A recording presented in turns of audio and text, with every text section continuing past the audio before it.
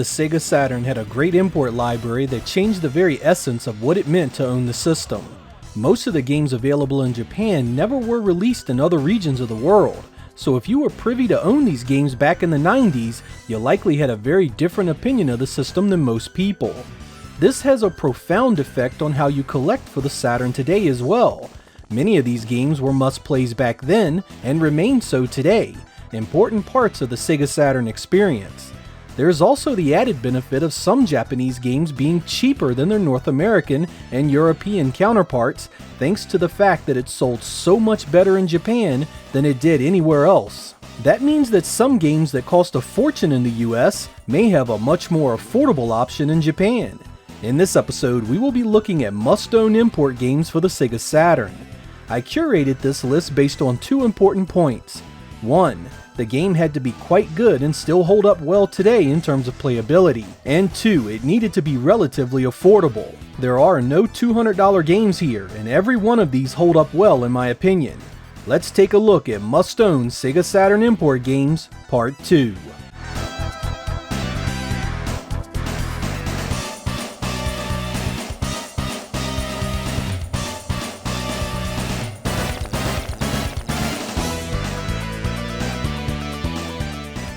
How do you describe Bulk Slash? Is it a mech game? Is it a shoot 'em up? Is it a third-person action game? Originally released in mid-1997 by Hudson Soft, I just call Bulk Slash a damn fine game. It's so unique in its visual presentation, using the Saturn's VDP2 background chip extensively in its 3D engine. This allowed the Saturn to draw the ground all the way to the horizon, enabling its polygon engine to focus entirely on the immediate environment. It's super colorful, well detailed, and runs very smooth. The shooting and melee action is really fun once you get used to the control scheme, and it even has a transformer aspect, allowing your mech to change into both a ground and air killing machine. You're gonna pay a bit for this one, with it going between $60 and $100 on any given day complete. I feel it's worth that for such a unique experience, and one you should have in your library. Even if you find this too much to part with for a single game, burn yourself a copy or find a repro, because it's definitely worth a play.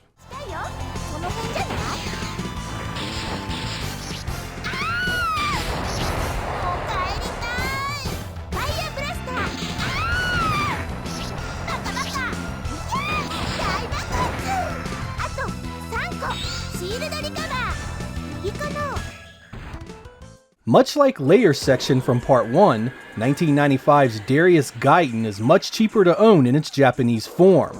Released at the end of 1995, it's based on the Taito arcade game of the same name. This is one good-looking game too. You get colorful playfields filled with lots of enemies, massive bosses, and wicked 2D scaling and rotation effects that look almost like 3D polygons. Tons of transparencies are also on display, and there's little slowdown to mar the solid gameplay. It even has a pretty good soundtrack, something that should be a part of any good shoot 'em up experience. The US version of this tends to hover around the $50 to $60 range, but patient eBay buyers can score it for half that for the Japanese version. It won't dethrone the likes of Radiant Silvergun or Thunder Force 5, but there is still a great game to be had here.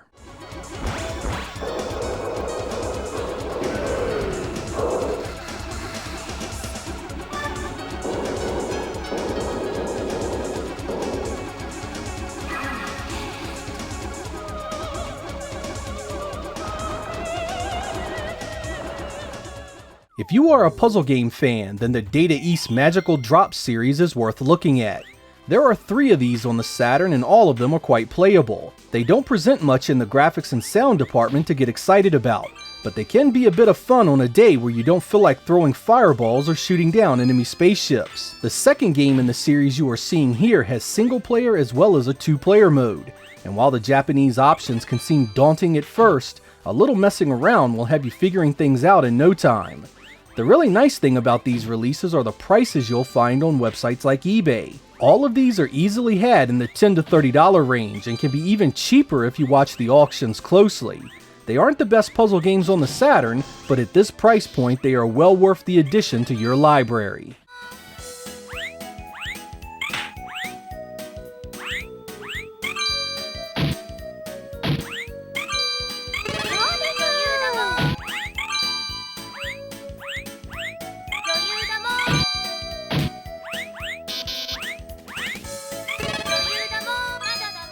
The Saturn is known to have a strong library of 2D fighting games. There are so many you can almost get lost in the sheer amount of choice. There were even a bunch of Neo Geo ports to the Saturn, and you absolutely need Real Bout Fatal Fury Special in your Saturn collection. Known as Real Bout Garu Densetsu in Japan, it's the continuation of the popular Fatal Fury franchise, and the direct sequel to Real Bout Fatal Fury. An absolutely beautiful game awaits you here. Animation, art design, color, backgrounds, characters, you name it, and this game delivers an experience to be remembered on the Saturn. It was ported in late 1997 by SNK themselves, and they used the extended RAM cartridge to some really impressive results. The game plays great too, perhaps the best in the series up until that point. The incredible thing about this release is the fact that it's so inexpensive for such a solid game. You can pick this up for the Saturn frequently for under $20 complete. There's even a version that came with the extended RAM cartridge that doesn't cost much more. This is a grade A experience that still looks and plays well today.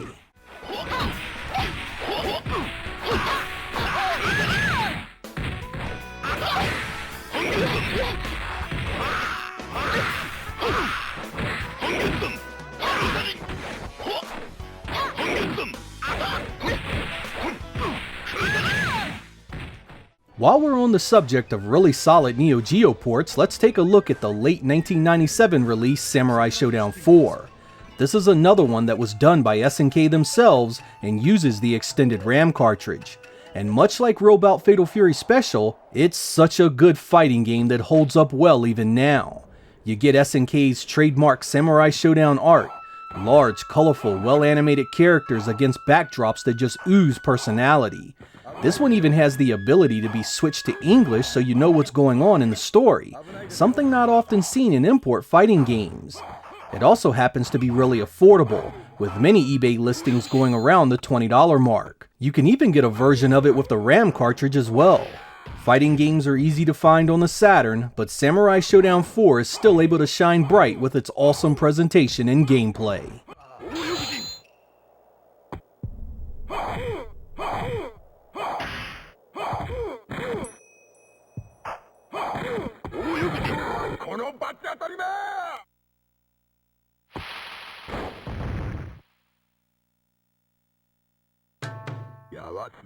House of the Dead was among the Saturn's last games in the West, so it's rare and expensive.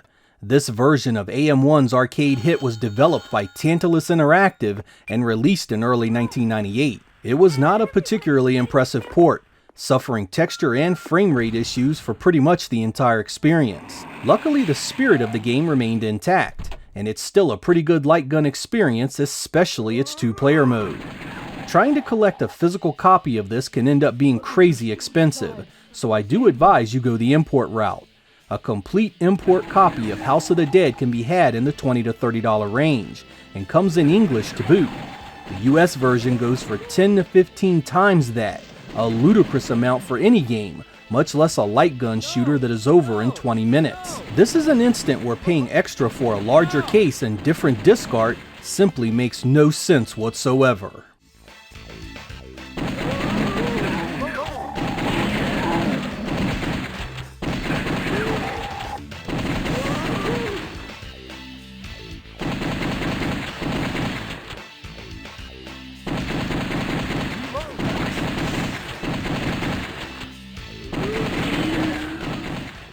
Despite being a haven for 2D fighters and shoot-'em-ups, the Saturn actually has a surprisingly weak lineup of 2D platformers.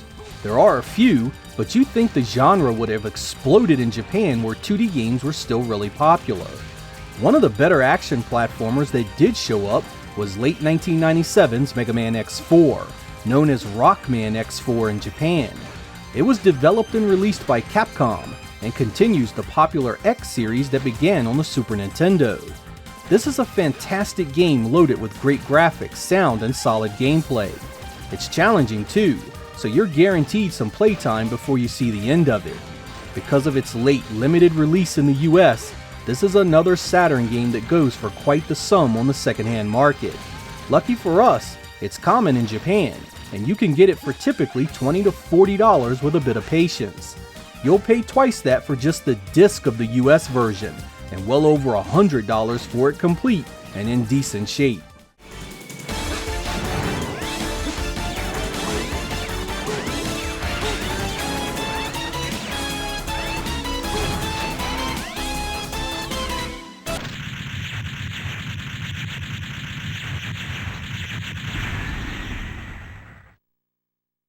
Sonic Jam was an interesting mid-1997 release on the Saturn.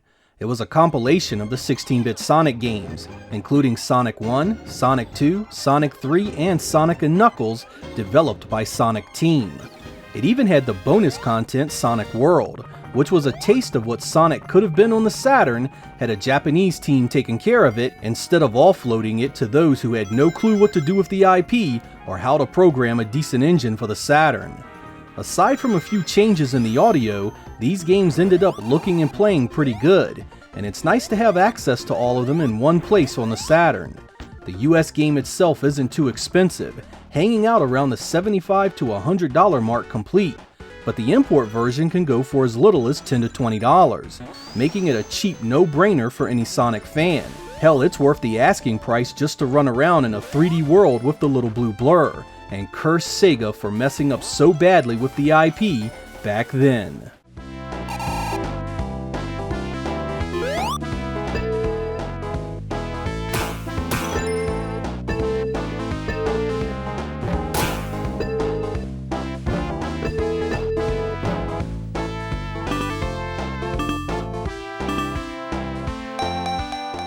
Some of you may be wondering just what the heck a Dynamite Deka is. This might even be one you've come across on eBay and bypassed it, not knowing exactly what it was. Well, it's the Japanese version of Die Hard Arcade, released in early 1997 for the Saturn. It's based on the STV Titan arcade game that came out a year before, and is sort of a retelling of the Die Hard movie storyline.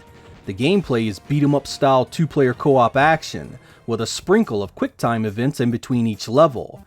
It's actually quite good and holds up well today. A complete US copy tends to go for $50 to $60, while a Japanese version can be had for less than half that much of the time. That's a pretty big difference for some die-hard branding.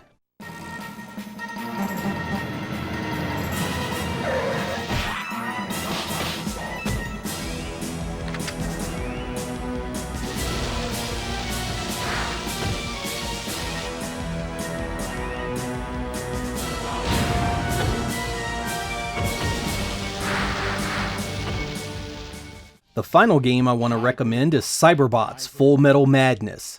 Released in early 1997 by Capcom, it's a 2D mech one-on-one fighting game with cool additions like various machine types that can be traded among the combatants.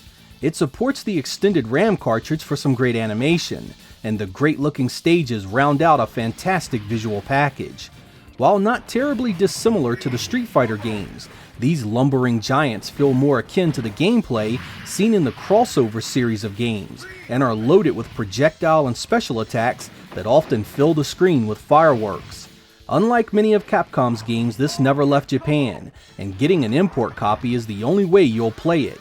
The good news is that won't cost you a fortune, as this one can be had in the $20 to $30 range frequently.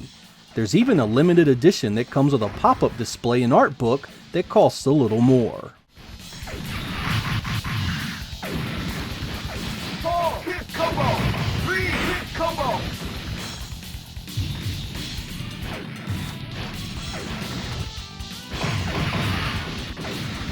Two hit combo! 2 hit combo! The Saturn import library remains an important part of that system's legacy. In 2019, it not only still provides a source of great games not released anywhere else in the world, but it's also a means to procure games that are often far more expensive in your native region. Japan is a gift that keeps on giving to Saturn fans. Whether you are collecting, playing, or going the reproduction route, you'll find no shortage of games to play from there. I'm Sega Lord X. Thank you guys for watching, and I will catch you next time.